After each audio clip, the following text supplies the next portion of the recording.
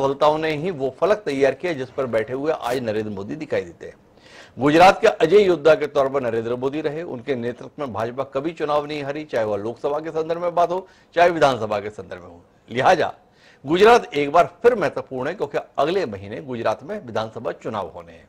गुजरात के हालात को लेकर भाजपा कितनी सतर्क है इसका अंदाजा इस बात से लगाया जा सकता है कि 4 महीने पहले ही गुजरात में पार्टी ने अपना चेहरा ही नहीं बदला बल्कि सारे चेहरे बदल दिए, पूरा का पूरा मंत्रिमंडल बदल दिया गया। यह बदलाव बता रहा है कि गुजरात के संदर्भ में भाजपा कहीं ना कहीं अपने आप को भंवर में फंसा हुआ महसूस कर रही है।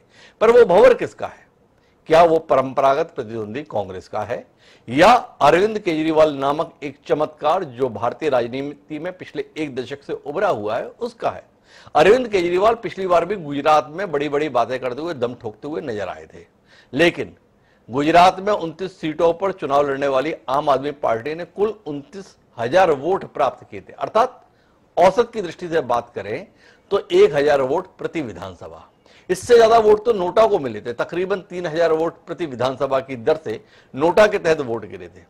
जिस आपने 5 साल पहले होने वाले चुनाव में कुल जमा 1,000 वोट प्रति सीट प्राप्त किए थे, वो अरविंद केजरीवाल दावा कर रहे हैं कि इस बार तो सरकार हम बनाने जा रहे हैं। और बात यहीं तक नहीं रुक रही है। अरविंद केजरीवाल इसके संदर्भ में आईबी की रिपोर्ट का हवाला दे रहे हैं।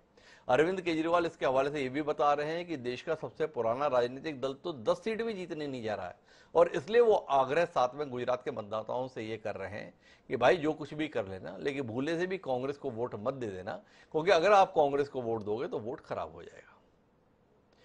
कांग्रेस लगातार ये आरोप लगाती है कि आप भाजपा की बी टीम है, भाजपा ये आरोप लगाती है कि कांग्रेस की बी टीम है, और आप ये आरोप लगाती है कि कांग्रेस और भाजपा मिलजुल कर खेलते हैं।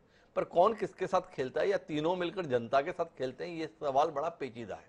पर फिर भी हम इस गुत्थी को सुलझाने की कोशिश करेंगे, गुजरात के हालात को समझने की कोशिश करेंगे, कि क्या कांग्रेस के लिए इस बार भी राह बड़ी मुश्किल रहेगी, क्योंकि 2017 में कांग्रेस मामूली अंतर के साथ जीतते जीतते रह गई थी, पर वो कांग्रेस अब मुकाबले में भी नहीं है। ये दावा भाजपा और आप दोनों कर रहे हैं। तो जरा एक बार रोचक चर्चा करते हैं गुजरात के मसले को लेकर, गुजरात की जमीनी स्थिति को लेकर। गुजरात से जुड़े हुए तमाम विषय विशेषज्ञ हमारे साथ में मौजूद हैं, उनसे आपका परिचय भी कराते हैं और राजनीति के इस दिलचस्प विषय पर कुछ बात करते हैं। लेकिन इस सिलसिले को शुरू करें उससे पहले समय है आज के विचार सूत्र का। हमारा आज का विचार सूत्र वृंद सतसई से लिया हुआ है। वृंद रीति काल के कवि रहे, कृष्ण भक्ति के कवि रहे। उन्होंने कमाल के दोहे लिखे, नीति संबंधी दोहे लिखे।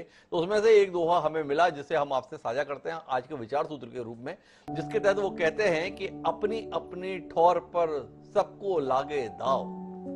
ये अपनी अपनी ठौर पर सबको लागे दाव, जल में गाड़ी नाव पर, थल गाड़ी पर नाव। अर्थात हर चीज अपने ठिकाने पर ही जचती है, नाव पर सवारी करती है, और वही नाव जब जमीन पर होती है मतलब थल में, तो गाड़ी पर सवार हो जाती है। तो क्या कमाल की बात वृंद जी ने कही थी। ठीक उसी प्रकार से राजनीतिक दलों के संदर्भ में बात है। कौन सा राजनीतिक दल जनता को कहां पर भाता है कौन जान पाता है, जब नतीजा आता है तभी पता चलता है कि जनता के मन में क्या था। बहरहाल अभी कोशिश करते हैं कि गुजरात के संदर्भ में जनता के मन में क्या है। एक सर्वे एजेंसी है सी वोटर, उसने अपनी तरफ से तो क्लेम कर दिया है कि जनता के मन में भाजपा ही भाजपा है, प्रचंड बहुमत से भाजपा आ रही है और बाकी दोनों पार्टियों की हालत बड़ी खराब हो रही है। उसे केवल हम एक संदर्भ के तौर पर जहन में रखते हैं और अपनी चर्चा को आगे बढ़ाते हैं, जिसका हिस्सा बनने के लिए हमारे साथ 4 खास मेहमान हैं। हमारे साथ में सुखप्रीत सिंह मल्होत्रा जी हैं, प्रवक्ता हैं भारतीय जनता पार्टी के। हमारे साथ डॉक्टर अजय उपाध्याय जी हैं, राष्ट्रीय प्रवक्ता हैं कांग्रेस पार्टी के। विकास दवे जी हमारे साथ में हैं, प्रवक्ता है आम आदमी पार्टी के। और दिलीप गोयल जी हैं, वरिष्ठ पत्रकार हैं, तटस्थ राय देने के लिए हमारे साथ गुजरात से जुड़ रहे हैं। आप सभी का स्वागत है। चर्चा की शुरुआत करें उससे पहले एक बयान जो हमारे पास में वो आपसे साझा करते हैं और उसके बाद अपनी चर्चा को आगे बढ़ाते हैं। सूत्रों के मुताबिक आईबी की एक रिपोर्ट आई है। उस रिपोर्ट में गुजरात में आम आदमी पार्टी, आज अगर गुजरात में चुनाव हो तो गुजरात में आम आदमी पार्टी की सरकार बन रही है। गुजरात के लोगों को एक जोरदार धक्का लगाना पड़ेगा ताकि बहुमत, अच्छा बहुमत आए और अच्छे बहुमत से सरकार बने। कांग्रेस की 10 से ज्यादा सीट नहीं आ रही इन चुनाव के अंदर। कांग्रेस खत्म हो चुकी है बिल्कुल। कांग्रेस को वोट देना बेकार है, कांग्रेस को वोट देना गुजरात के हित में नहीं है। जो लोग बीजेपी से नाराज हैं, सब लोग मिलकर आम आदमी पार्टी को वोट दो ताकि गुजरात में बदलाव लाया जा सके। तो ये है हमारे साथ में अरविंद केजरीवाल, जो बता रहे हैं कि गुजरात के संदर्भ में उनके पास तो केंद्रीय एजेंसी की रिपोर्ट है और उस रिपोर्ट के हवाले से उनका दावा है। भाजपा के प्रति नाराजगी और भाजपा के प्रति जिनकी भी नाराजगी हो, उन सब के संदर्भ में आह्वान है उनका, आम आदमी पार्टी को वोट दें। मेरे साथ में सुखप्रीत सिंह मल्होत्रा जी हैं, उनसे ही बातचीत की शुरुआत करता हूं। अजयगढ़ बना हुआ है भारतीय जनता पार्टी का। इस सदी में तो कम से कम भाजपा गुजरात में कभी नहीं हारी, पर अरविंद केजरीवाल बोल रहे हैं समय पूरा हो गया, अब बारी आ गई है हार की। क्या कहते हैं सुखप्रीत जी? अरविंद केजरीवाल को लेकर जैसे आप बौखलाए हुए हैं, उसे देख के लगता भी है कि कहीं कोई बात गंभीरता से है। ये बिल्कुल भी बौखलाहट हमारे अंदर पे तो बिल्कुल भी नहीं है, ना ही हमारे कोई किसी। सबसे पहले मैं आपको बताता हूँ कि वहां गुजरात में उनका प्रदर्शन तो दूर की बात है, वहां पहुंचना क्यों हुआ? पहुंचना इसलिए हो गया कि आज आज इनके ऊपर करप्शन के एलिगेशन लग रहे हैं जी। पंजाब में अगर इन्होंने सरकार बनाई तो वहां गैंगस्टरिज्म इतना ज्यादा हो चुका है, हर जगह गली गली हर रोज गुंडागर्दी हो रही है। अब इनके पास छुपाया छुप नहीं रहा चीजों को। अब कल को एक मिनिस्टर जेल में जा रहा है, दूसरी मिनिस्टर जेल में जा रहा है, तो उनका जो आप अपने आप को ना एंटीसिपेटरी विक्टिमाइज्ड कर रहे हैं। एंटीसिपेटरी जैसे आदमी करता है ना कि मैंने भी मेरे को किसी तरीके ऐसी चीज मिल जाए कि जिससे मैं अपनी इस चीज को छुपा लूं कि मेरे यहाँ पे करप्शन हो रही है, मेरे यहाँ पे मिसमैनेजमेंट है, मेरे यहाँ लॉ ऑर्डर का प्रॉब्लम है। ये प्रॉब्लम है इनके माइंडसेट की। अच्छी अच्छी मीठी मीठी बातें करते हैं, मीठी मीठी बातें करते हैं। आईबी की रिपोर्ट इनके पास पहुंच जाती है। आईबी को हो सकता ना पता हो, लेकिन इनको सपने में आईबी की रिपोर्ट आ जाती है। ये बोल देते हैं कि ये 25-25 करोड़ रुपया इनके एमएलए के लिए लग जाता है, वो रातों रात इनके सपने में आता है। Evidence zero. देखिए कब तक ये चीज आती रहेगी और आप और मैं ये सुनते रहेंगे। ये बोलते हैं गोवा में भी तो ये सरकार बनाने वाले थे सर, उत्तराखंड में भी ये सरकार बनाने वाले थे, और अगर आप लास्ट इलेक्शंस की भी इनकी बात सुनो ना, तब भी यही स्टेटमेंट थी और रटी स्टेटमेंट थी। और आप ही ने बोला अभी अभी कि 3000 नोटा को मिल गए, 1000 ना मिल पाया। सब जगह इन्होंने जमानत जब्त कराई। अभी उत्तराखंड में भी यही हुआ, गोवा में भी यही हुआ। ये प्रॉब्लम है। थोड़ा बात सुप्रीत जी अपन गुजरात पे ही कर लेते हैं। थोड़ा मुझे बताएंगे कि गुजरात में भाजपा किसे मुकाबले मान रही है? क्या आप मान रहे हैं कि कांग्रेस ही आपके लिए चुनौती है, आम आदमी पार्टी चुनौती नहीं है? कांग्रेस में दम बचा है। अरविंद केजरीवाल बता रहे खत्म हो गई कांग्रेस। आप मानते नहीं अरविंद केजरीवाल की बात? नहीं, कांग्रेस में दम है, वो मुकाबला कर रही है, या आप मानते हैं? बात तो केजरीवाल ठीक कह रहे हैं, कांग्रेस तो खत्म हो गई, मुकाबला आपसे ही है। कहां है सुप्रीत जी, थोड़ा ये बताएं। मैं बिल्कुल देखो जी, बिल्कुल मैं ऐसी बात नहीं कहूंगा। नेशनल पार्टी है, हल्के में तो नहीं ले सकते, लेकिन आज की डेट में जगह कहीं नहीं बना पा रही कांग्रेस के अंदर। उनकी अपनी लड़ाइयां इतनी ज्यादा हैं कि वो इस किसी भी स्ट्रेटजीज में आ नहीं रहे। रही बात बीजेपी और गुजरात, तो वो आप ये देख लीजिए, ये दिल है जो गुजरात है ना जी, वो बीजेपी का दिल है। इस दिल से मतलब वहां का हर व्यक्ति इतना जुड़ा हुआ है बीजेपी से कि उसको अलग कर पाना बहुत बहुत मुश्किल है। सुप्रीत थोड़ा मुद्दे पे रहिए ना। पहले तो ये बताइए कि मुकाबला किससे है, कांग्रेस से है या आम आदमी पार्टी से? एक। दूसरा, आपने बताया कि भाजपा का दिल है गुजरात, पर उस दिल से पिछली बार बड़ा लहू निकल गया था, 3 अंकों में भी सीटें नहीं आई थी, रोते गिरते पड़ते 99 सीटें आई। उसके बाद भी हालत आपसे संभली नहीं। अगर हालत संभली होती तो आपने मुख्यमंत्री क्यों बदला होता? 4 साल बाद विजय रूपाणी को घर बिठा दिया और नया चेहरा लेकर आ गए। पूरा मंत्रिमंडल आपने घर बिठा दिया, मतलब ये सारे चेहरे जनता के स्तर पर खारिज हो गए। पार्टी ने कहीं ना कहीं तो माना होगा, तभी घर बिठा दिए गए। तो ये बताओ किससे डर के ये सब बदला आपने? आम आदमी पार्टी से डर के, कांग्रेस पार्टी से डर के, या खुद के लोगों से डर के? किससे डर गए आप इतना? हिमांशु जी, ये मेरी इकलौती पार्टी है जिसमें एक नॉर्मल काम करता हुआ कार्यकर्ता को सीएम बनने का वक्त मिलता है। ये इकलौती पार्टी है जहां पे आपका बेटा सीएम नहीं बनेगा, आपके पास पैसा है तो सीएम नहीं बनेगा। यहाँ पे एक व्यक्ति जो कार्य करता है उसको कभी भी सीएम का मौका मिल सकता है। ये मेरी पार्टी ने आदर्श बनाए हैं, जहां से इसी चाय वाले ने पीएम पे पहुंचे। ये गुजरात से ही पहुंचे हैं। वो वाली पार्टी है सर। यहाँ पे कोई लिखित में नहीं दिया जाता किसी को कि आज शाम को आपसे बात करते हुए आप सीएम बन चुके हैं। वो नेशनल लेवल पे सोच पे नहीं जाता, जनता की सोच से यहाँ सींचा जाता है सीएम को। तो अगर कोई सीएम का बदलाव भी हुआ, वो पार्टी की रणनीति में ये था कि हर आदमी को चांस मिलना चाहिए। एक आदमी अच्छा परफॉर्म कर रहा है, उससे अभी अगर जो आदमी अच्छा परफॉर्म करेगा, दुनिया में ऐसी कोई पार्टी नहीं है जो अपने एक कार्यकर्ता को इतने बड़े लेवल पे ले जाती है। तो ये कैसी बातें कर रहे हो सुप्रीत जी, मतलब कहां बहका रहे हो आप? आपसे तर्क नहीं सूझ रहा। विजय रूपाणी को क्यों हटा दिया? आप बता रहे हो विजय रूपाणी अच्छा काम कर रहे थे, लेकिन हर कार्यकर्ता को मौका दिया है। तो मौका भाई 4 साल बाद क्यों दिया? हर महीने एक मुख्यमंत्री दीजिए, और फिर जाके ये मौका केवल प्रदेश के स्तर पर क्यों रख रहे हैं? देश के स्तर पर भी दिखाइए। क्यों फिर नरेंद्र मोदी जी 8 साल से बनाए हुए हो? जब विजय रूपाणी 4 साल में विदा कर दिए, तो फिर मोदी जी के संदर्भ में भी ये फॉर्मूला लगाना वाले हो क्या सुप्रीत जी? आप थोड़ा मुद्दे पे रहते हैं। 2 सवाल के आप उत्तर नहीं दे रहे मुझे। एक कि गुजरात के संदर्भ में अपना मुकाबला आप किस पार्टी से मान रहे हैं, एक। दूसरा, आपने अपने मुख्यमंत्री बदले, आपने सारे मंत्री बदले, क्यों बदले? किससे डर कर बदले? 2 सवालों के उत्तर चाहिए। इतने मंजी हुई पार्टी के इतने मंजे हुए प्रवक्ता आप हैं, फिर भी विषय का सामना नहीं करना चाह रहे आप। मोदी जी के कैबिनेट में भी चेंजेस हुए हैं सर, नहीं गलत बात है। हर आदमी को, हर व्यक्ति को मौका मिलना चाहिए। अगर वो कार्यकर्ता जो आस लगा के बैठा, मैं इतने सालों से पार्टी के अंदर हूं, उसको मौका देना गलत कहां है? मुझे ये समझा दीजिए। किसी आदमी को बढ़ाना कभी कोई चीज गलत नहीं है। आप क्या कोई एलिगेशन ढूंढ पाए? आप क्या कोई करप्शन ढूंढ पाए बीजेपी के अगेंस्ट? आप कोई ऐसा मौका बीजेपी ने दे दिया हो आपको जहां पे बीजेपी की स्टेट हो, वहां रिपीट ना हो रही हो? प्रॉब्लम ये है, ये इनके पास कुछ भी नहीं है, सिर्फ बातें हैं, और बातें खारिज होने वाली हैं विधानसभा के चुनाव में। गुजरात जो है वो 100% इनके पास बातें हैं, पर सुप्रीत जी आपके पास तो बातें भी नहीं है। आप नहीं बता पाए कि आपने मुख्यमंत्री क्यों बदला, आपने नहीं बताया हमें कि आपने सारे मंत्री क्यों बदले। आप बड़ी लचर सी दलील दे रहे हैं कि क्या बाकी को मौका नहीं मिलना चाहिए, बाकी को मौका मिलना चाहिए। तो बाकी में देखो, ये शिवराज सिंह को क्यों 18 साल से हमारे मध्य प्रदेश में मुख्यमंत्री बना के चला रहे हो? लोग सवाल करेंगे। क्यों आपने वसुंधरा राजे को 10 साल तक चलाया?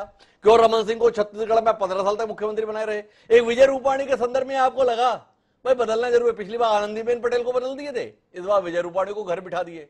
सोचिएगा, मैं वापस आऊंगा आपके पास में सुप्रीत जी। थोड़ा दलीलें मजबूत चाहिए। आप जैसा मजा हुआ आदमी, गुजरात में इतनी मजबूत जमीन, तर्क नहीं मिल रहा है आपको। थोड़ा कोशिश कीजिए। पर मेरे साथ में विक्रम दवे जी हैं, आम आदमी पार्टी के प्रवक्ता हैं। कमाल है विक्रम जी, कमाल कर दिया आपके नेता ने। अरविंद केजरीवाल ये बताते थे कि इस देश की जो सरकार है ना, वो केंद्रीय एजेंसियों का बड़ा दुरुपयोग कर रही है, विपक्ष के नेताओं को परेशान करने के लिए, खासतौर पर आम आदमी पार्टी को परेशान करने के लिए। लेकिन अब पता चला यार बदलाव हो गया है तो देश में। अब केंद्रीय एजेंसियां अपनी रिपोर्ट अमित शाह या नरेंद्र मोदी को नहीं देती है, अरविंद केजरीवाल जी को देती है। माननीय केजरीवाल जी बता रहे हैं आईबी की रिपोर्ट आई हुई है, गुजरात में आम आदमी पार्टी की सरकार बन रही है। तो विक्रम जी ये जानना है कि आईबी का कौन सा अधिकारी है या कौन सा तंत्र है जिसने अपनी रिपोर्टिंग अब दिल्ली के मुख्यमंत्री को शुरू कर दिया, आम आदमी पार्टी के राष्ट्रीय संयोजक को शुरू कर दी है, जिसके चलते मुख्यमंत्री बता रहे हैं आईबी की रिपोर्ट है। ये जानने में हमारी बड़ी उत्सुकता है, कौतूहल है, ये कब से हो गया व्यवस्था में परिवर्तन? जी नमस्कार सभी दर्शक मित्रों को। जी हिमांशु जी, आपने जो शुरुआत की थी कि एक भंवर जो भाजपा महसूस कर रही है जी, और वो भंवर गुजरात में एक भयंकर एक बवंडर हो चुका है एंटी इनकम्बेंसी का। जी, इसीलिए कि इनका कुशासन पिछले 27 साल में इतना बड़ा हो चुका है और इतना लोगों को अब दिख रहा है। कुशासन हर जगह माफिया हो चुकी है। चाहे आप एजुकेशन में देख लो तो सरकारी स्कूलें बंद हो रही है, 6000 स्कूल कम बंद हो गई है, कम से कम 18,000 ओरडे जो बोलते हैं। विक्रम जी मैं 1 मिनट रोकूंगा आपको। आपको जो अपनी बात कहनी है वो तो आप कह लेना, पर शुरुआत कम से कम मेरे सवाल को संबोधित करते हुए कर दो। इतनी जाति मत करो कि आप तो क्वेश्चन कोई भी आए, उत्तर तो मैं जो घर से लिखकर लेकर आया हूं वही लिखूंगा। थोड़ा जाति हो जाएगी। मतलब आम आदमी पार्टी पढ़े लिखे लोगों की पार्टी मानी जाती है, और आप हमारे सवाल को ही खारिज करो। हमने सवाल बॉटनी का किया, आप जूलॉजी का उत्तर दे रहे हैं। थोड़ी जाति नहीं हो रही? जी जी, मैं बिल्कुल मंजूर हूँ कि आपकी बात बिल्कुल सही है, मैं उसको एड्रेस कर ही रहा हूँ। आपने मुझे बीच में इंटरप्ट कर दिया। मेरी बात में ये जरूर आ जाएगा, पहली 2 मिनट जो मुझे खुल के मिलेगी उसमें ये बात भी आ जाएगी, मैं जरूर इसको इनकॉर्पोरेट कर लूंगा जी। पर पोजीशन ये है जी कि आप बंगाल में लेफ्ट फ्रंट जब 30 साल से ज्यादा हो चुका था और लेफ्ट फ्रंट की आज जो दशा है 0 सीट पर, ये परिस्थिति होने जा रही है भाजपा की गुजरात में जी। और ये परिस्थिति इसलिए होने जा रही है, और आम आदमी पार्टी है, इन्होंने जो लड़ाई की है, जैसे पेपर लीक कांड ले लो, चाहे आप एजुकेशन मिनिस्टर ऑन रिकॉर्ड गए हैं जीतूभाई वगानी कि 18,000 रूम कम पढ़ रहे हैं, 6000 स्कूल कम हुए हैं सरकारी पिछले कुछ सालों में, जब से भाजपा का राज आया है। तो एक्चुअली और 496 पिछले 2 साल में 496 स्कूलों के लाइसेंस मिले हैं, सभी प्राइवेट। क्योंकि अगर कोई प्राइवेट स्कूल का ओनर है तो वो जरूर भाजपा का सदस्य जरूर होना है, तभी उसको प्राइवेट स्कूल का ओनरशिप मिलेगा। तो हर जगह आप मैं सुरेंद्रनगर से आ रहा हूँ, जिला का मशक है, पूरे जिले में कहीं पे भी एक सीटी एमआरआई फ्री नहीं हो रहा विक्रम है। जी, मैं एक बार रोकूंगा, मैं जरा सुखप्रीत जी को। सुखप्रीत जी, अपने कार्यक्रम में बीच में बोलने की कहीं जरूरत ही नहीं है, मैं आपके पास आ जाऊंगा, आप उंगली कर दीजिएगा इशारा भर, मैं आपके पास आ जाऊंगा, अपनी बात पूरी कीजिएगा। सब अपनी बात पूरी बोले, आप जब बोले किसी ने कोई हस्तक्षेप नहीं किया, आप निश्चिंत रहे, आपकी पूरी बात दर्शकों तक पहुंचाने की जिम्मेवारी मेरी, आप निश्चिंत रहे। इतनी बड़ी पार्टी का प्रवक्ता है, कैसे मैं आपको इग्नोर कर दूंगा। जी विक्रम जी। देखिए हिमांशु जी, बात ये है कि हमें तो 2013 में जब हम इलेक्शन लड़ रहे थे, तभी एग्जिट पोल, ओपिनियन पोल, मैं एक एग्जांपल देता हूं कि जनरल ओपिनियन पोल आ रहा था, सभी का एवरेज लेके, वो आम आदमी पार्टी को 10 सीटें दे रहा था दिल्ली में जी, 32 सीट बीजेपी को और 25 सीट कांग्रेस को। 2013 की बात कर रहा हूँ, जबकि आई 28 जी। 2015 में जब 67 सीट आई, तब एवरेज ओपिनियन पोल आ रहा था 35 आपको, 29 बीजेपी को, 6 कांग्रेस को। 2020 में जब 62 सीट आई, तब 42 से 56 आपको बोल रहे थे। तो ये परिस्थिति जो है, पंजाब में ये परिस्थिति थी कि 56 से 63 की बात हो रही थी, एक्चुअली 92 सीटें आई। तो आम आदमी पार्टी का वोटर है वो बिल्कुल साइलेंट है, वो लोअर मिडिल क्लास का है या लोअर क्लास का है, जिसको सामाजिक न्याय पिछले 70 सालों में नहीं मिला है। ये देश का जो प्रियम्बल बोल रहा है, जिस देश का जो कॉन्स्टिट्यूशन बोल रहा है, वो एक्चुअल तरीके से इनको नहीं पहुंचा है। गांधी जी का जो सपना था अंत्योदय का, वो नहीं पहुंचा है, वो हमारा वोटर है। तो बात रही आपकी, जो हिमांशु जी आप बात कर रहे थे, देखिए इंटेलिजेंस का, लोकल इंटेलिजेंस भी होती है, और लोकल इंटेलिजेंस का रिपोर्ट भी कंटिन्यूअसली आता रहता है, और कई जगहों पे प्रेस का भी बातें चलती है, मीडिया की भी बातें चलती है। तो इंटेलिजेंस तो अंदरूनी जो खबर होती है, खुफिया खबर, जो सरकार की आंतरिक रिपोर्टिंग होती है, वही होती है। और वो इंटेलिजेंस पिछले कई महीनों से कंटिन्यूअसली आम आदमी पार्टी का ग्राफ जो है वो ऊपर चढ़ रहा है, और कांग्रेस बीजेपी का नीचे उतर रहा है। ये बड़ी साफ तरीके से इनका इंटरनल रिपोर्टिंग है। अरे विक्रम जी, मेरा यही तो सवाल है, आईबी की रिपोर्ट अच्छे लोगों को नहीं मिल पाती, पर दिल्ली के मुख्यमंत्री को मिल जाती है। तो आपसे जानना चाहता हूं विक्रम जी, ये व्यवस्था कब से लागू हुई है जिसमें आईबी अपनी रिपोर्ट का एक हिस्सा या एक कॉपी माननीय अरविंद केजरीवाल को भी भेजती है? क्या ये आम आदमी पार्टी के नेता भर ने नहीं बोला, एक संवैधानिक पद पर बैठा हुआ शख्स है जिसने बताया आईबी की रिपोर्ट है। तो विक्रम जी, ये जानने में दिलचस्प है कि ये आईबी ने कब से दिल्ली के मुख्यमंत्री को रिपोर्ट भेजने चालू किए, और गुजरात के संदर्भ में जमीनी स्थिति क्या है, इसकी रिपोर्ट कब, कहां, कौन सी तारीख को माननीय अरविंद केजरीवाल जी को प्राप्त हुई थी? इसकी कोई जानकारी विक्रम जी आपके माध्यम से हमें मिल पाएगी? थोड़ा ज्ञानवर्धन हो जाएगा ना हम लोगों का। मुझे ये बताइए कि अगर ये रिपोर्ट, ये तो ठीक है खुफिया रिपोर्ट है, आंतरिक गुजरात सरकार की रिपोर्ट है, गुजरात सरकार की तो दमन की पहले से ही, पुलिस के ऊपर भी इतना दमन है, हर सरकारी अधिकारियों के ऊपर इतना दमन है। ये रिपोर्ट आंतरिक तरीके से अगर मिली होती और ये रिपोर्ट अगर गलत भी है, तो क्या गुजरात सरकार इसका खंडन नहीं करती? अरे सर, आईबी की रिपोर्ट है, भारत सरकार के अधीन होती है आईबी, गुजरात सरकार के अधीन आईबी नहीं होती विक्रम जी। एक तो मैं ये बता दूं, दूसरा मैंने तो केवल इतना जानना चाहा कि रिपोर्ट मिली क्या, क्योंकि अरविंद केजरीवाल जी की बात में भरोसा बड़ी मुश्किल से हो पाता है लोगों को। वो कोई भी दावा कर देते हैं, फिर अदालत में जाके माफी मांग लेते हैं। तो कहीं इस मसले पर भी माफी की नौबत तो नहीं आ जाएगी आपके नेता की? इसलिए आपसे पूछा विक्रम जी, एक सवाल। दूसरा आपसे जानना चाहता हूं, पिछले चुनाव में भी आप ऐसी बातें कर रहे थे, आपको पंजाब याद है, दिल्ली के 2 चुनाव याद हैं, लेकिन क्या आपको उत्तराखंड याद है? क्या आपको गोवा याद है? क्या आपको बाकी चुनाव याद हैं? दिल्ली का लोकसभा चुनाव 2019 का याद है? पानी तक नहीं मांगे आप। और पिछले 2017 के चुनाव में आपने 29 सीटों पर चुनाव लड़ा और 29,000 वोट प्राप्त किए। शगुन के तौर पर हजार वोट जनता ने आपको दे दिए। इस बार 1-1 लाख वोट हासिल कर लेंगे क्या वाकई? मैं आपको वही बात बता रहा हूं कि हमको आजाद भारत में हाँ, शायद ही पहली बार ऐसा एक नेता मिला है जो छोटी छोटी बातें एड्रेस कर रहा है, उस पर इंप्लीमेंट कर रहा है। हम 15 लाख की बात नहीं करते, हम ये सब बात, हम काला धन लाने की बात नहीं कर रहे। और ये महंगाई केंद्र सरकार का प्रेरोगेटिव है, उन्होंने कंट्रोल पिछले 8 साल में नहीं की है, इसलिए महिलाओं को सहूलियत देने के लिए एक राशि की बात कर रहे हैं। छोटे छोटे लोगों को छोटी छोटी बात अमल करके देने वाली बात है। ये केजरीवाल है, जो बोलते हैं वो करते हैं। आज पंजाब में 300 यूनिट वाली बात है, वो अमल हो चुकी। अभिभूत है अपने नेता से, बता रहे हैं कि छोटी छोटी बातों को भी उनका नेता एड्रेस करता है, जो कहते हैं वो कर गुजरते हैं। 70 साल बाद ऐसा नेता देश को मिला है, इसलिए जनता का भरोसा बन रहा है। तो जब देश का भरोसा बन रहा है तो गुजरात उससे अछूता कैसे रह जाएगा। मुझे जाना है अजय उपाध्याय जी के पास, लेकिन उससे पहले मैं सुखप्रीत जी के पास वापस आना चाहता हूँ, क्योंकि सुखप्रीत जी कुछ हस्तक्षेप करने जा रहे हैं। एक बार सुखप्रीत जी की बात सुन लेते हैं।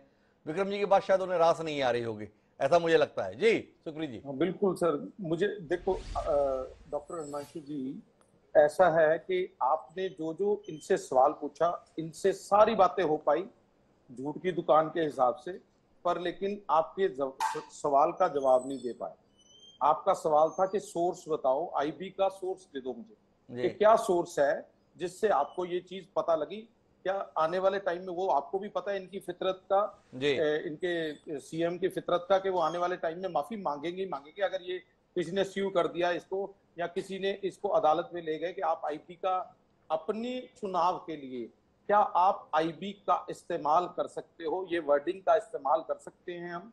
ये बहुत बड़ा क्वेश्चन है सर। दूसरी चीज, हर बार हम कुछ भी मन में आए और बोल दें, तो हमें ये धरातल पे भी देखना पड़ेगा हर चीज को, कि क्यों हम ये नहीं देख रहे कि ऐसी चीजें जो बोली जा रही है, मेरे हिसाब से चुनाव कमीशन को भी इस पे संज्ञान लेना चाहिए और 100% हस्तक्षेप करना चाहिए कि ऐसे कैसे कोई आदमी किसी भी सोर्स को बोल देगा जिसका कोई एविडेंस नहीं है या कोई ऐसी चीज। तो सुखप्रीत जी उसी बात को आगे बढ़ाना चाहते हैं कि आईबी के संदर्भ में ये बोल रहे हैं और कोई तथ्य नहीं दे रहे हैं, इन्हें आगे चल के माफी मांगनी पड़ेगी। कुल मिलाकर आईबी के नाम से अपनी पार्टी के पक्ष में माहौल बनाने की कोशिश कर रहे हैं। मैं वापस आऊंगा विक्रम जी आपके पास में, लेकिन मुझे अभी डॉक्टर अजय उपाध्याय जी से बात करनी है।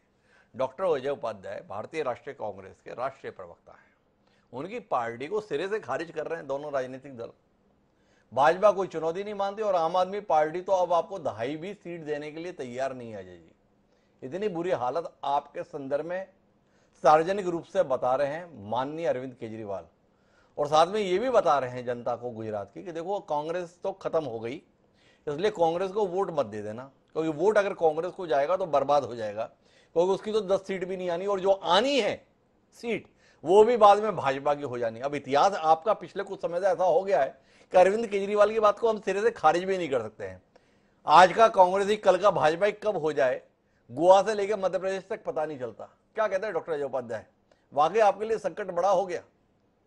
डॉक्टर साहब, 2 बातें हैं गुजरात के संदर्भ में। पहली बात तो अरविंद केजरीवाल जी को जो सूत्रों के हवाले से अब आईबी की रिपोर्ट मिलने लगी है, इससे बड़ा झूठ कुछ नहीं हो सकता। और दूसरी बात की वो भ्रमित करने के मास्टरी को हासिल है, इसलिए मैं उनको कहूंगा कि वो केजरीवाल नहीं है, भ्रमित कुमार है जी, भ्रमितवाद है जी। और भ्रमित करना, बाकी राज्यों की बात मैं समझ सकता हूँ, लेकिन जो स्थिति इन्होंने प्रयास किया था गोवा में और उत्तराखंड में, सबने देख लिया कि नोटा से भी मुकाबला इन्होंने किया, वहां भी ये भ्रम फैलाने का काम किए। और प्रयास ये बार बार करते हैं कि इससे भाजपा को, जहां जहां भाजपा का कुशासन वर्षों से चल रहा था, उससे कहीं न कहीं भाजपा को मदद हो जाए। गुजरात में 27-40 साल से जो सरकार चल रही है, कहीं न कहीं वहां के लोगों में अब एक परिवर्तन का बयार बढ़ रहा है। पिछली बार भी ये था, हम लोग कुछ कारणों से चूक गए थे। इस बार हम लोगों ने पूरी ईमानदारी से जनता की 5 साल तक सरकार के विरुद्ध उनकी जो कुरीतियां उसको उठाने का काम किया। और जिस तरह से वहां शराबबंदी के बाद इतने लोग शराब से मर रहे हैं। तो डॉक्टर अजय उपाध्याय में विस्तार से बता रहे हैं, लेकिन वो सफर में है तो उससे संपर्क टूट रहा है हमारा। तो मैं अब काफ़ी कुछ बातें हो गई हैं, सबने अपने अपने पक्ष की बात के लिए, पर एक निष्पक्ष बात आने की जरूरत है। उसके लिए मेरे साथ दिलीप गोयल जी हैं, उनसे थोड़े विस्तार से बात करते हो। दिलीप जी, आपसे समझना चाहता हूँ गुजरात के हालात को लेकर, क्या वाकई भाजपा के पक्ष में तूफान चल रहा है, या भाजपा को अपनी जमीन बचाने के लिए मशक्कत करनी पड़ रही, इसलिए मुख्यमंत्री से लेकर मंत्री तक ऐसे बदल दिए गए जैसे किसी बिल्डिंग के चपरासी बदल दिए जाते हैं? एक बात आपसे। दूसरा, कि कांग्रेस वाकई जमीन के स्तर पर इतनी खत्म हो गई कि अरविंद केजरीवाल ये दावा करने की हैसियत में भी आ गए कि कांग्रेस को अगर वोट दिया तो वोट खराब होना है, कोई मतलब नहीं है, 2.5 तक भी नहीं पहुंचेगी कांग्रेस। तो कांग्रेस को लेकर जमीनी स्थिति। और तीसरा सवाल आम आदमी पार्टी को लेकर, कि भौकाल जबरदस्ती का तो बना हुआ नहीं है। जिस व्यक्ति की पार्टी ने 29 सीटों पर कुल 29,000 वोट 5 साल पहले पाए हों, वो आज 182 सदस्यीय विधानसभा में बहुमत का दावा कर रहा है। इसकी जमीनी सच्चाई क्या है? दिलीप जी। जी, तीसरे सवाल से शुरू करें जी। जो बात पुरानी है वो इसलिए अब पुरानी हो गई, वो 5 साल पहले की बात है। उसके बाद बहुत सारे साबरमती रिवर में पानी बह गया है, सूरत की तापी नदी में भी बह गया है। एक सूरत में कॉरपोरेशन का चुनाव हुआ था जो पूरे उसके न्यूज पूरे राष्ट्र में चले, क्योंकि 27 उनकी चुन के आए। फिर एक दूसरा वाक्य हुआ गांधीनगर कॉरपोरेशन। गांधीनगर कॉरपोरेशन ऐसी थी, वहां कांग्रेस हमेशा जीता करती थी। बीजेपी गांधीनगर में बैठ के पूरे राज्य में सरकार चलाएगी, लेकिन गांधीनगर में नहीं जीत पाएगी। यहाँ ये हुआ कि आम आदमी पार्टी को 21% से भी ज्यादा वोट मिले। हालत ये हुई कि 27% से ज्यादा वोट कम हो गए कांग्रेस के, और कांग्रेस को 2 ही सीट मिली और आम आदमी पार्टी को 1 ही सीट मिली। लेकिन बीजेपी को फायदा हो गया, और कभी जो नहीं जीत थी गांधीनगर महापालिका में, वहां बीजेपी जीत पाई। तो एक सिंपलिस्टिक मैं दिलीप जी 1 मिनट के लिए रोकूंगा। सुखप्रीत जी लगातार कोई इशारा कर रहा है, एक बार सुखप्रीत जी की बात सुन लेते हैं, फिर आपकी बात को कंटिन्यू करता हूं। जी सुखप्रीत जी को जाना भी है। जी सुखप्रीत जी। हाँ, मेरे को हिमांशु जी, मुझे निकलना पड़ेगा, मेरे को एनडीटीवी में अभी इसके बाद जाना है। मेरी आपसे यही है अंततः, हमारा मुकाबला इनके साथ कहीं भी नहीं है, ना आम आदमी पार्टी के साथ, ना कांग्रेस के साथ। बीजेपी एक तरफा जीत के साथ गुजरात में सुखप्रीत जी एक सवाल कर लेता हूं आपको, उसका उत्तर जरूर चाहूंगा कि आपका आम आदमी पार्टी के साथ मुकाबला नहीं है, बल्कि आम आदमी पार्टी के साथ दोस्ती है। आम आदमी पार्टी की जमीन पर मौजूदगी कांग्रेस को कमजोर करने में आपके लिए मददगार है। एक आकलन सर्वे के तहत यह भी निकल रहा है। इस आकलन से कितने सहमत हैं? आम आदमी पार्टी को इतनी जमीन मिल जाए कि कांग्रेस की जमीन ना बन पाए, इसी भूमिका में आप हैं, जिसको अरविंद केजरीवाल अपने साथ बिठा के खाना खिलाते हैं, उसके बाद में वो हम अपने आप को मोदी का समर्थक बताते हैं। तो इससे लगता है कि कुछ मिला जुला है। बीजेपी की वजह से सर आज उनके मिनिस्टर अंदर हैं सर। उनकी करप्शन, हमने जहां जहां हमारे पास ओपोजिशन स्टेट है ना, जहां हम ओपोजिशन है, वहां हमने इनकी करप्शन को आगे लेके आए हैं। आज बीजेपी की वजह से ये लोग अपने उसमें अंदर हुए हैं, जेल में बैठे हैं। तो बीजेपी का तो आप ये मान लीजिए कि कहीं भी ये 1% भी उनके साथ हमारा। तो सुखप्रीत जी का कहना है कि भाई हम तो इनके मंत्रियों को जेल भिजवाने का काम करते हैं, हम कैसे इनके दोस्त हो सकते हैं। तो सुखप्रीत जी आपका धन्यवाद, लेकिन मैं अपनी बात पूरी करवाने के लिए दिलीप गोयल जी के पास वापस रुक करता हूं। जी दिलीप जी, माफी चाहूंगा, आपको बीच में मुझे रोकना पड़ा। जी ठीक है, मतलब वो गांधीनगर मॉडल की भी हम चर्चा करते हैं गुजरात में, जो एक सिंपलिस्टिक वे था कि आम आदमी पार्टी आगे बढ़ेगी तो उसको कांग्रेस का नुकसान होगा, बीजेपी को फायदा हो जाएगा। वो हुआ गांधीनगर में। लेकिन अभी जो सर्वे वगैरह हो रहे, ओपिनियन सर्वे वगैरह, और बाकी जिस तरह से आम आदमी पार्टी ने अभी काम किया है, इनसे हालत ये हुआ है 18% तक उनको वोट मिल रहे हैं। जी, इनका मतलब ये हुआ कि गुजरात में जब भी थर्ड फ्रंट आया तो वो 4% से लेके 12% तक रहा, उनसे आगे नहीं बढ़ा। 12% तक अगर आप है तो किसी को फायदा करोगे, किसी को नुकसान करोगे। लेकिन अगर आपके पास 18% अभी से आ गए, जबकि कैंडिडेट भी डिसाइड नहीं हुए हैं, तो अगर वही आगे बढ़ी ये बात, तो दोनों पार्टी को नुकसान होगा, सिर्फ कांग्रेस को नुकसान होगा। ये कहना अब ठीक नहीं लगता, और इसलिए ठीक नहीं लगता कि जो मुकाबला है आम आदमी पार्टी का, वो अर्बन सीट्स पे ज्यादा है, और अर्बन सीट्स में बीजेपी सबसे पावरफुल है। तो पहले तो थोड़ा बहुत कांग्रेस का जो नुकसान होगा, इनसे उनकी लीड वगैरह बढ़ जाएगी। लेकिन अगर आम आदमी पार्टी और आगे बढ़ी तो फिर बीजेपी को भी सोचना पड़ेगा। तो ये मान के चलना पड़ेगा कि आम आदमी पार्टी। बिल्कुल। ये मेरा एक सवाल है, आपने ये कहा कि 5 साल पुरानी बात को छोड़िए, 5 साल में साबरमती में बहुत पानी बह गया, पर कैसे बह गया? क्या बारिश बहुत ज्यादा हो गई? अरविंद केजरीवाल और आम आदमी पार्टी गुजरात में जगह बना पाने में कामयाब कैसे हो गई? क्या ऐसा किया जिसके चलते गुजरात के लोग आम आदमी पार्टी की ओर रुख कर रहे हैं? इस आकलन पर आप जैसा अनुभवी पत्रकार पहुंच पा रहा है, क्या ऐसा हुआ? क्या दिल्ली का काम गुजरात तक धमक पहुंचा रहा है? ये तो नरेंद्र मोदी की अपनी व्यक्तिगत विफलता हो जाएगी। वो प्रधानमंत्री के तौर पर बैठकर भी अपना प्रभाव नहीं दिखा पा रहे, और अरविंद केजरीवाल मुख्यमंत्री होकर गुजरात में कमाल कर दे रहे हैं। थोड़ा अचरज हो रहा है, थोड़ा बताइए ना क्या किया आम आदमी पार्टी ने? नहीं, ये नरेंद्र मोदी का प्रभाव तो है, लेकिन ये समझना पड़ेगा कि बीजेपी की सीटें थोड़ी थोड़ी कम ही हुई है जी। 2002 के बाद ये नहीं हुआ कि बीजेपी की सीटें बढ़ी। लास्ट टाइम 99 पे आ गए थे 2 अंकों में जी। तो ये समझना है, लोकसभा है, राष्ट्रीय पहलू है, तो सभी लोग गुजरात के बीजेपी को, नरेंद्र मोदी को वोट देंगे क्योंकि वो राष्ट्र में उसको भेजना है दिल्ली में। लेकिन गुजरात में की जब बात करेंगे तो गुजरात के मुद्दों पे बात करेंगे। तो अगर 27 साल के बाद और 8 साल केंद्र में रहे नरेंद्र मोदी, फिर भी जो 2, 3, 4 इश्यू सामने आए, कोरोना में हमने देखा, जैसे पूरे देश ने देखा, तो गुजरात ने भी वही देखा कि क्या हालत हुई।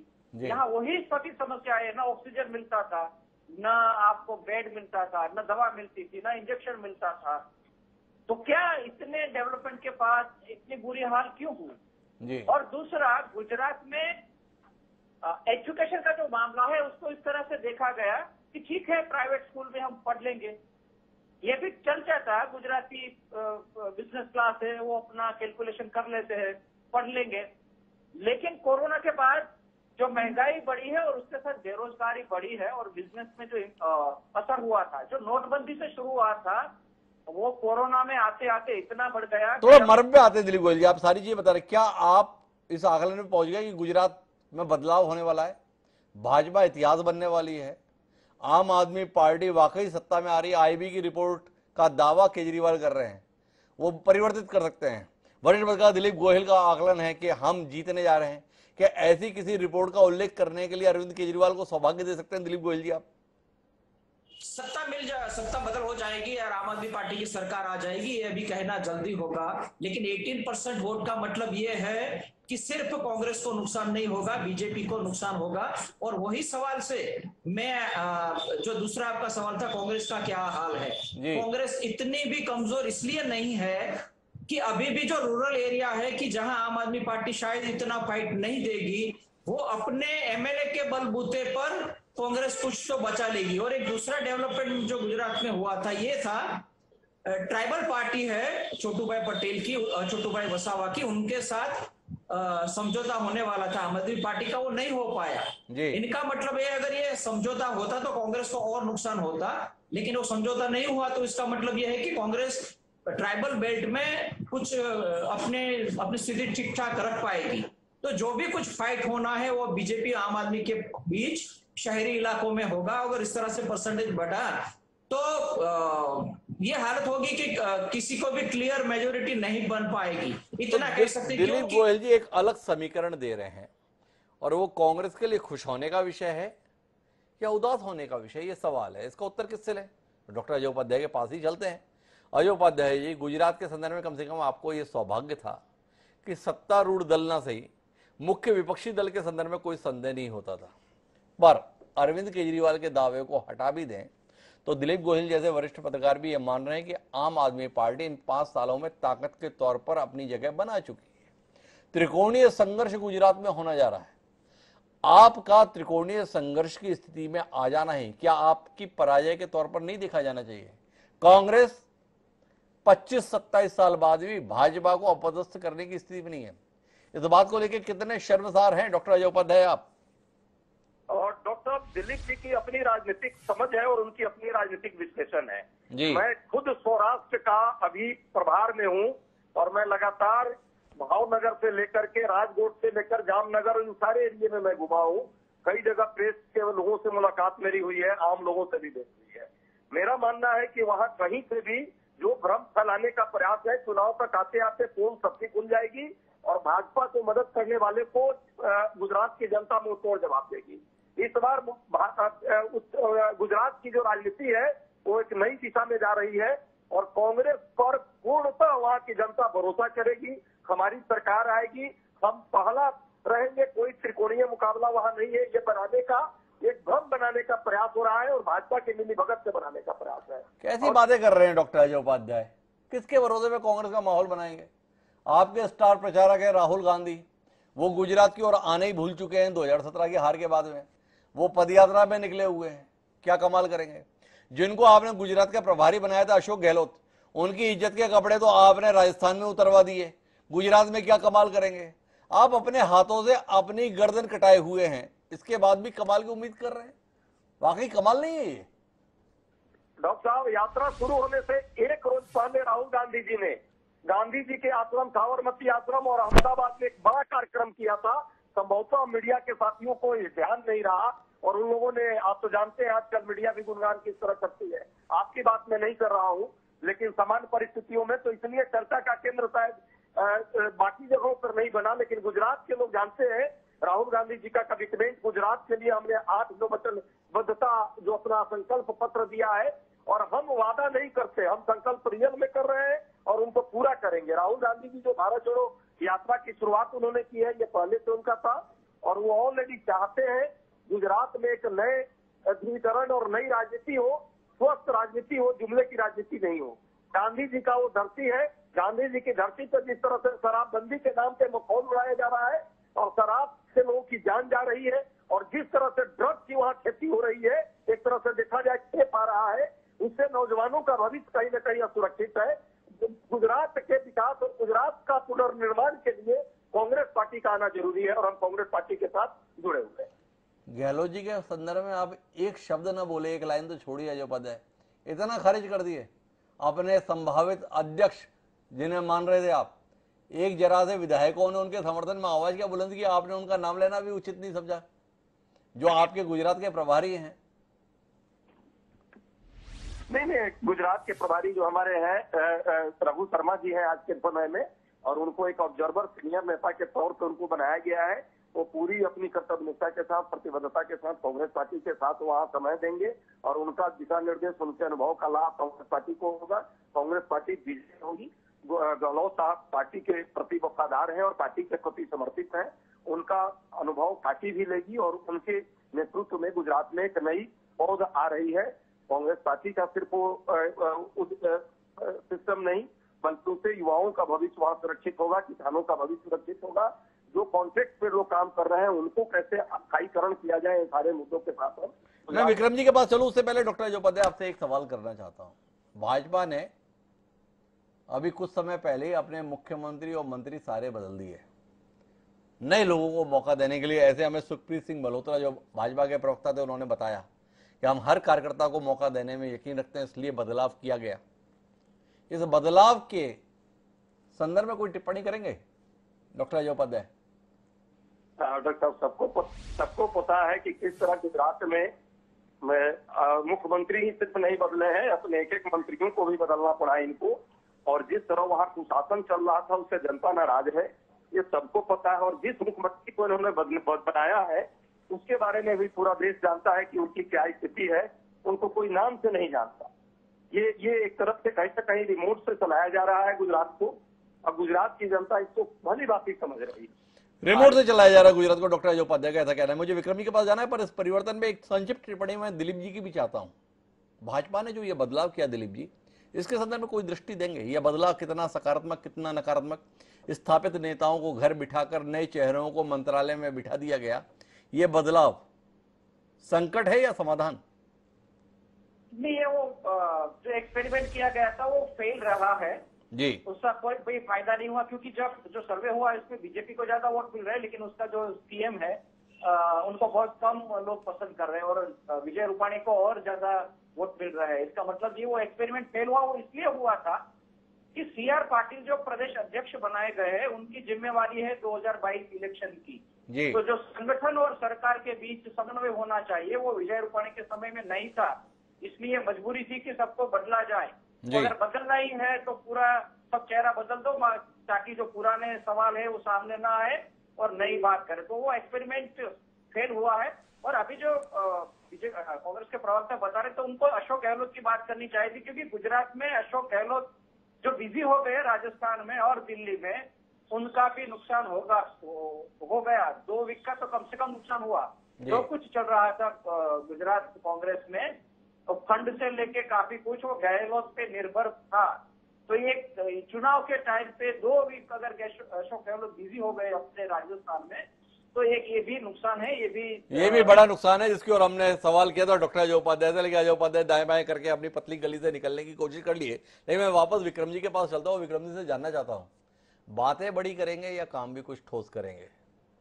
जिस ऑटो चालक के घर पर भोजन करते हुए तस्वीरें आपने सोशल मीडिया में वायरल की विक्रम जी, उसने 4 दिन बाद आपके दावे की हवा निकाल दी, बता दिया कि लोगों ने कहा था तो मैंने खाना खिला दिया, बाकी समर्थक तो मैं मोदी जी का ही हूं।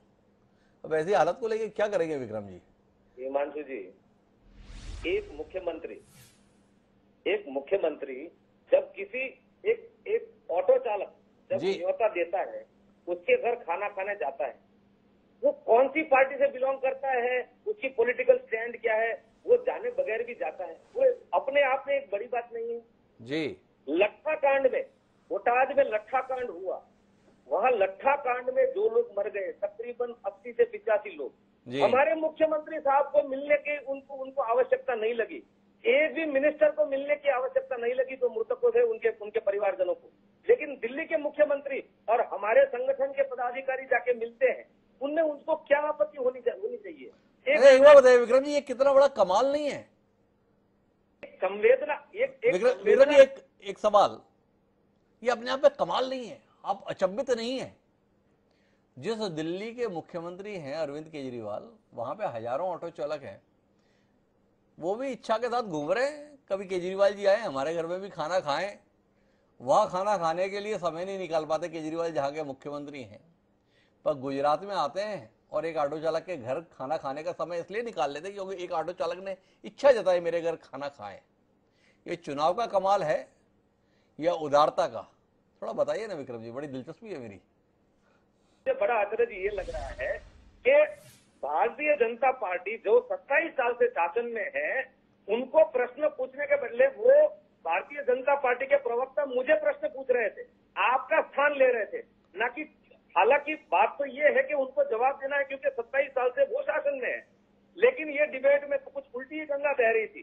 तो मुझे एक अचरज ये लगा है क्योंकि हमारी लोकतंत्र की प्रणाली ये है कि हम सत्ता पक्ष को प्रश्न पूछेंगे, हम सब मिलकर भारत बनाएंगे, चाहे कोई भी हमारा आइडियोलॉजी कहीं पे भी अलग हो, लेकिन देश तो हमारा है, मुख्यमंत्री हमारा है।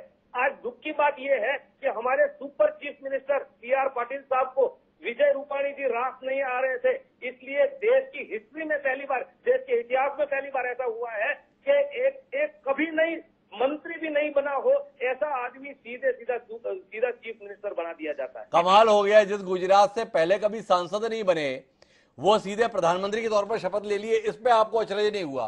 एक व्यक्ति विधायक रहते हुए मुख्यमंत्री बन गया, इसमें आपको अचरज हो रहा है? इसमें अचरज की क्या बात है भाई? देश के संविधान में व्यवस्था है, उसके तहत बन गए। पर आप मेरे सवाल का उत्तर नहीं दे विक्रम जी, मुझे इसमें बहुत नाराजगी है आपसे, मैं बहुत दुखी हूं, बहुत आहत हूं।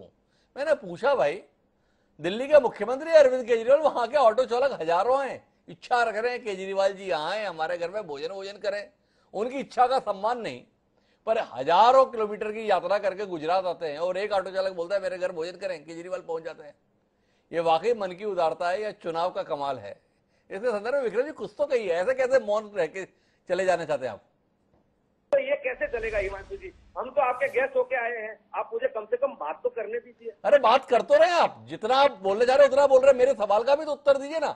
आप मेरे सवाल का उत्तर देने के स्थान पे सब कुछ कहना चाहते हैं, मुझे केवल इतना बता दीजिए, मैं फिर दोहरा रहा हूं, तीसरी बार सवाल है और आप नहीं देना चाहेंगे तो कोई शिकायत भी नहीं होगी आपसे, दर्शक तय करेंगे कि अरविंद केजरीवाल दिल्ली के सम्माननीय मुख्यमंत्री दिल्ली में रहते हुए किसी ऑटो चालक के आह्वान पर उसके घर खाना खाने नहीं जा रहे हैं, पर गुजरात में आकर एक ऑटो चालक बोलता है भोजन कीजिए मेरे यहाँ पर, वो पहुंच जाते हैं।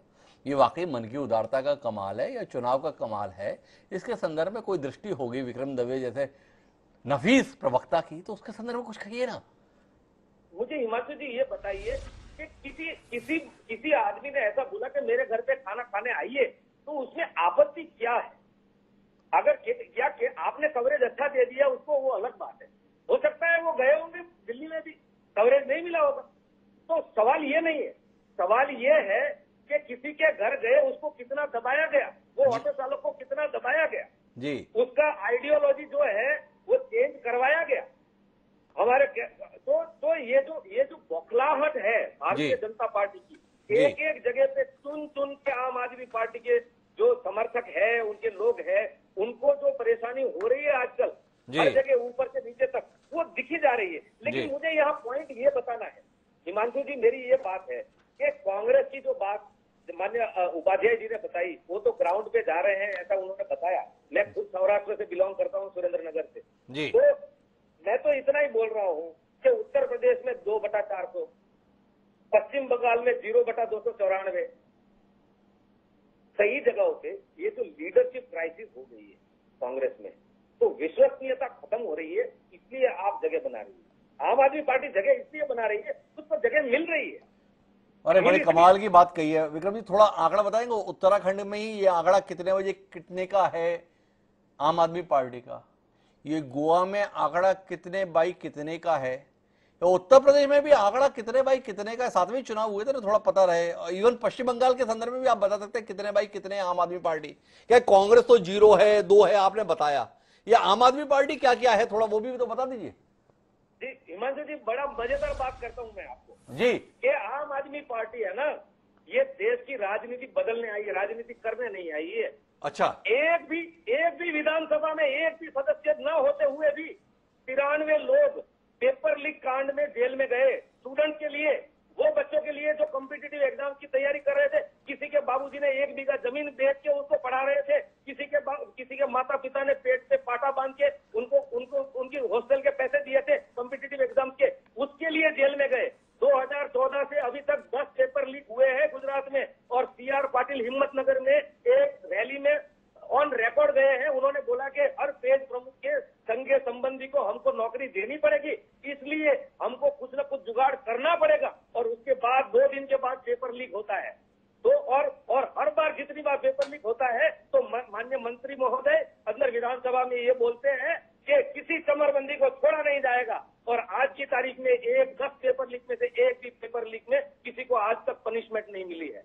तो बड़े दुख की बात है। हम लोग खड़े हैं, हम लोग इस देश को ज्ञाति जाति से विभाजित नहीं कर रहे हैं, हम तो ये देश को इस तरह से विभाजित कर रहे हैं। क्योंकि आप देखना, केजरीवाल जी किसी को मिलेंगे तो डॉक्टरों को मिलेंगे, वकील को मिलेंगे, ऑटो रिक्शा वालों को मिलेंगे, ये कोई जाति को नहीं मिलेंगे। इनकी एक अलग नजरिया है। हम लोग कॉन्स्टिट्यूशन सेंट्रिक पार्टी है। हमारी आइडियोलॉजी ये है कि हम लोग गांधी जी का जो उनके हमारे पुरखों की जो परिकल्पना थी ये देश बनाने की, उसके लिए सही मायने में कॉन्स्टिट्यूशन को फॉलो कर रहे हैं। तो अजय उपाध्याय जी, आप कितने अभिभूत हो गए विक्रम जी के इस दावे के साथ। वो जाति की राजनीति नहीं करते, वह इस प्रकार की छोटी किस्म की हरकतें नहीं करते हैं। देश के लिए, समाज के लिए और गांधी जी के विचार पर चलने के लिए संकल्पित लोगों का समूह है, जिसे आम आदमी पार्टी के तौर पर लोग जानते हैं। आपका मन तो बदल नहीं रहा है जो पता है कि आप गलत पार्टी में हो गए, आपको भी जो है विक्रम जी के साथ हो लेना चाहिए था। ऐसी कोई भाव तो नहीं आ गए विक्रम जी की दलीलें सुनते हुए? डॉक्टर साहब, विक्रम जी की दलील सुन करके तो बहुत सारे लोग गए थे। अभी आपने देखा होगा, अन्ना हजारे साहब खुद चले आए थे, और प्रशांत भूषण जी, आनंद कुमार जी, इस तरह से विश्वास कुमार विश्वास, ऐसे सरीखे कई लोग थे, किरण बेदी जी, सब कहाँ है, साजिया इल्मी जी, सब यहाँ से चले गई भाजपा में। जब उनकी आवाज नहीं समझ पाए तो हमारी आवाजें क्या समझेंगे। हाँ, ये जरूर है कि गांधी जी की फोटो की जरूर इन्होंने वो की है, मैंने शब्दों में जरूर विवेचना की, लेकिन जब जरूरत पड़ती है तो फोटो भी हटाने में इनको कोई दिक्कत नहीं होती। जिस गांधी जी के स्वराज की राजनीति ये शुरू की है दिल्ली में, आज उनका हाल क्या हुआ, जब पंजाब में गए तो वहां उनका फोटो हटा दिया। ये भी शुद्ध जो है अवसरवादी लोग हैं, ये सच्चाई है। इनकी एक ही सिद्धांत है, अवसर। बड़ा महत्वपूर्ण सवाल आपने पैदा कर दिया। मैं वापस आना चाहूंगा विक्रम जी, ये जानना चाहूंगा कि भाई आप बता रहे सरकार आपकी बन रही है, तो फोटो कौन की लगेगी मुख्यमंत्री के कक्ष में? क्या वो फोटो भगत सिंह की लगेगी या गांधी जी की लगेगी? ये जानने में बड़ी दिलचस्पी है, क्योंकि पंजाब के संदर्भ में लोगों को इस बात की शिकायत हुई कि गांधी जी हट गए और भगत सिंह लग गए। तो गुजरात में गांधी बचे रहेंगे या आम आदमी पार्टी आने के बाद में गांधी की जगह भगत सिंह अब गुजरात में भी दिखेंगे? देखिए, हम भाजपा वाले तो है नहीं कि गॉडसे का तुष्टीकरण करें, सीधी बात है। हम तो गांधी जी को ही राष्ट्रपिता मानते हैं, और मैं खुद, मेरे घर पे गांधी जी की तस्वीर है मेरे ग्रैंडफादर के साथ। अरे वो बात पंजाब सरकार की हो रही थी विक्रम जी, आपका तो मामला ही अलग है। आप तो अभिभूत है, हमें शब्दों में दिखाई दे रहा है, आप लगातार गांधी जी को जैसा स्मरण कर रहे हैं। पर आम आदमी पार्टी सत्ता में आने का गांधी जी के साथ क्या करेगी, इसकी चिंता थोड़ी अजय उपाध्याय जी को हो गई। तो मैंने कहा मैं भी उनकी चिंता में सहभागी हो लेता हूं और आपसे सवाल कर लेता हूं, तो इसलिए पूछ लिया। कहूंगा कि आप मद्रास चले जाइए, वो ये कामराज टर्मिनल होता है एयरपोर्ट, कामराज जी की भी तस्वीरें लगती है। तो ये देश की क्वालिटी, ये देश का लैंडस्केप इतना बड़ा है। आप असम चले जाइए तो कोई और नेता होंगे, बंगाल में कोई और होगा। तो ये भगत सिंह जी की फोटो है। हमारी ये मानना है कि इनकलाब लाने वाली जो विचारधारा है वो भगत सिंह की, हमारी भी वही है। हम बाबा साहेब आम्बेडकर को इसलिए रिस्पेक्ट बहुत ज्यादा करते हैं क्योंकि उन्होंने हमको कॉन्स्टिट्यूशन दिया, और गांधी जी तो हमारे राष्ट्रपिता है। तो कोई संदेह ही नहीं है, उनकी सबसे पहले तस्वीर लगेगी। और गुजरात तो हमारा गुजरात। अच्छा बताइए, निश्चिंत रहिए, आप ज्यादा चिंता मत करिए। विक्रम जी बता रहे हैं गुजरात में कोई कमाल हो गया आम आदमी पार्टी के द्वारा तो सबके साथ कुछ भी हो, लेकिन गांधी जी के साथ कुछ नहीं होगा। उनकी तस्वीर रहेगी, सबसे पहले लगेगी, इतना उन्होंने आपको आश्वस्त किया, आप निश्चिंत रहिए। लेकिन मैं वापस एक बार फिर अजय उपाध्याय जी आपके पास आना चाहता हूं और एक संजीदा सवाल आपसे करना चाहता हूं। आम आदमी पार्टी अपनी पूरी ताकत गुजरात में झोंक रही है, इसीलिए उसको चर्चाओं में जगह भी मिल रही है, सर्वे में भी जगह मिल रही है। वही कांग्रेस पहले ही ताकत खोई हुई है, इसके बावजूद भी जो ताकत है वो भी कहीं और लग रही है। क्या आपको नहीं लगता है गुजरात को ज्यादा संजीदा होकर लेने की जरूरत है कांग्रेस को?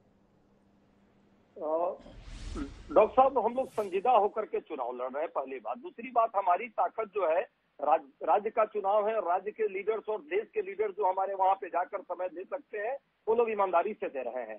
भारत जोड़ो यात्रा जो है वो भी कहीं ना कहीं राष्ट्र और समाज के हित में ही है और गुजरात के लोगों के हित में भी है।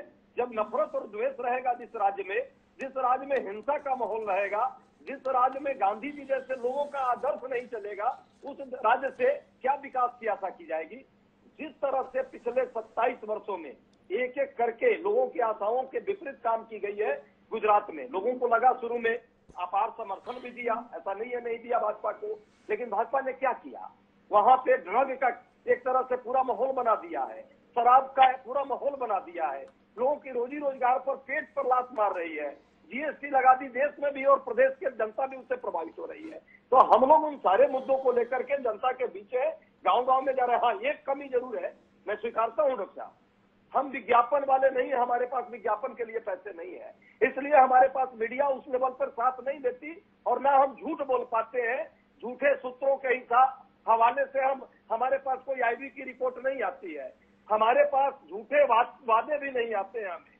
लेकिन जनता जानती है कि हम गांधी जी के वाकई उत्तराधिकारी है और गांधी जी के विचारों पर चलने वाले लोग हैं। गांधी जी के विचारों पर चलने वाले हैं, गांधी जी के उत्तराधिकारी हैं, पर फिर भी 27 साल से गुजरात की ही धरती पर नकारे हुए लोग भी आप ही हैं। जो उपाध्याय जी, विचार का विषय होना चाहिए। गांधी जी के उत्तराधिकारियों को गांधी की धरती पर गांधी के ही लोगों के द्वारा क्यों लगातार नकारा जा रहा है, सवाल तो होना चाहिए। लेकिन मैं अब आखिरी टिप्पणी के लिए दिलीप गोयल जी आपके पास आना चाहता हूँ और आपसे ये जानना चाहता हूँ कि द्विकोणीय से त्रिकोणीय संघर्ष में तब्दीली भाजपा के लिए कितनी सुविधाजनक है? भाजपा पिछली बार मुश्किल में थी, जीती ये अच्छी बात है, पर जीती बड़ी मुश्किल से थी। क्या ये त्रिकोणीय संघर्ष भाजपा की राह आसान कर रहा है या कुल मिलाकर जनता के लिए मुश्किल पैदा कर रहा है? आखिरी सवाल आपसे। जैसे बता दें, त्रिकोणीय अगर होता है तो बीजेपी को सीधा सा फायदा दिखाई देता है। वो एक सिंपलिस्टिक वे में है, क्योंकि 1975 में और 1977 में थोड़ा सा त्रिकोणीय था और 1990 में 1990 में जनता दल था। इसके बाद गुजरात में कभी नहीं हुआ। तो बीजेपी को तो फायदा दिखाई दे रहा है और उसकी सीटें भी वैसे बढ़ रही है। लेकिन मेरा ये मानना है जब कैंडिडेट डिसाइड हो जाएंगे और कांग्रेस में या कुछ एक्सपेरिमेंट होते या तो बीजेपी शायद जिस तरह सरकार में प्रधानों को बदल दिया इस तरह से कैंडिडेट भी बदल देगी, नए एमएलए को लाएंगे, तो क्या होगा? तो वो जब डिसाइड हो जाएंगे कैंडिडेट, तब ये चित्र बन सकता है कि सिर्फ बीजेपी को फायदा ना हो, बीजेपी को थोड़ा बहुत नुकसान भी हो सकता है। तो मैं ये नहीं मानता कि अभी जो स्थिति है उसमें सीधा सा फायदा बीजेपी को है। लेकिन जिस तरह से कॉन्टेस्ट जैसे आगे बढ़ेगा और कुछ चीजें स्पष्ट हो जाएगी तो ये दोनों तरफ नुकसान करेगी। आम आदमी पार्टी दोनों तरफा नुकसान कर सकती है, सिर्फ कांग्रेस को नुकसान करेगी और बीजेपी ज्यादा सीटें ले जाएगी, ऐसा मुझे तो नहीं लग रहा। तो कुल मिलाकर हम इस पूरी बातचीत के मर्म को देखें तो 2-3 बातें निकल कर आती हैं। एक, इस पैनल के अंदर चर्चा में ये बात निकल कर आती है कि भाजपा कोई क्लीन स्वीप नहीं करने जा रही है। गुजरात में भाजपा लगातार डिटेरियोरेट हुई है, सत्ता में बनी रही है लेकिन उसकी हैसियत लगातार घटती गई है और वह स्थिति अभी भी बरकरार है। तो एक कड़ा मुकाबला गुजरात के संदर्भ में है। दूसरी महत्वपूर्ण बात यह है कि आम आदमी पार्टी की मौजूदगी दो स्थापित राजनीतिक दलों के लिए चुनौती है, चाहे वो भारतीय जनता पार्टी चाहे भारतीय राष्ट्रीय कांग्रेस है। तीसरी महत्वपूर्ण बात यह है कि आम आदमी पार्टी को कम से कम गुजरात के संदर्भ में अब चुनौती के तौर पर तो देखा जा रहा है। सीटों की शक्ल में वो क्या कुछ कमाल करेगी ये तो परिणाम ही बताएंगे, लेकिन वह चुनाव परिणाम में अपनी उपस्थिति दर्ज करा रही है, ये साफ तौर पर दिखाई दे रहा है। अब आम आदमी पार्टी की मौजूदगी भाजपा के लिए कितने फायदेमंद और कितने नुकसानदायक हो, कांग्रेस के लिए कितनी फायदेमंद कितनी नुकसानदायक, ये रहस्य के घर में है। लेकिन इतना तय है कि गुजरात एक दिल है जिसके 3 किरदार अपना अपना दम ठोकेंगे। देखें ये दम किस तरीके का नतीजा दे पाएंगे। आप सभी मेहमानों का बहुत बहुत धन्यवाद हमारे साथ चर्चा का हिस्सा बनने के लिए। समय है अब आज के शेर का। जिस प्रकार की उलझन गुजरात के संदर्भ में, वैसी ही उलझन भरा हमारा शेर है। हमारा शेर कहता है कि चेहरे में है आईना कि आईने में चेहरा, चेहरे में है आईना कि आईना में चेहरा, मालूम नहीं कौन किसे देख रहा है। इफ्तिखार इमाम सिद्दीकी ने यह शेर लिखा था। गुजरात के संदर्भ में मुफीद है, पता नहीं कौन सी पार्टी किससे लड़ रही है और किसकी मदद कर रही है। कुल मिलाकर इतना है कि भाजपा बताती है कि आप कांग्रेस की मदद कर रही है, कांग्रेस बताती है कि आप भाजपा की मदद कर रही है, वो आप बताती है कि कांग्रेस और भाजपा मिलकर हमारे संदर्भ में परेशानी पैदा कर रही है। तो सब दूसरों को जिम्मेदार ठहरा रहे हैं, पर खुद के लिए क्या संभावनाएं बना रहे हैं, इसके लिए परिणाम का इंतजार करेंगे। अभी तो चुनाव का ऐलान होना बाकी है, तो परिणाम तो बहुत दूर की बात है। बहरहाल हम निगाह बनाए रखेंगे, गुजरात के मसले पर आगे भी आपसे बात करते रहेंगे। पर अब समय है आपसे याद लेने का, तो मुझे दीजिए याद, कल फिर मिलते हैं नए विषय के साथ। तब तक के लिए सदा प्रणाम।